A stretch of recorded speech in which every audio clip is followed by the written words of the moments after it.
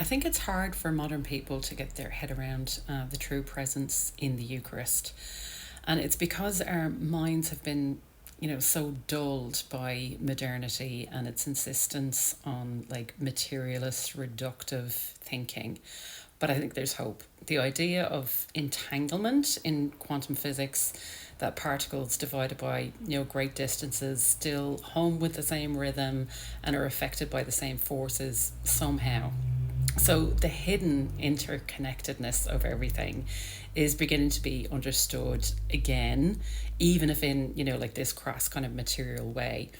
If we went back 500 years, though, we could have a conversation with a normal person then, and they would totally get that idea of interconnectedness.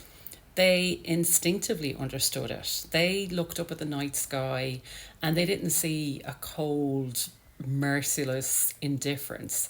They saw God, they saw the cosmos, they saw eternity, they saw their ancestors, and they saw their future.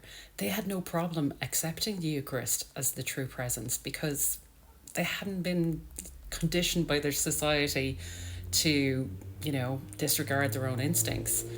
We've had 500 years of science dismantling all these ideas, examining them, poking around, reducing everything to only what can be measured. But it seems like we're headed back to where we started from. I believe that reductive view of the world is waning. And spirituality, like we all know, that's on the rise in whatever form it comes. People only stay asleep for so long, and the lack of meaning and purpose, it's waking them up. Catholicism is a natural home for the ones waking up, though, because it's like it's retained all its mysticism and spiritual richness because it recognizes the sacraments as they are.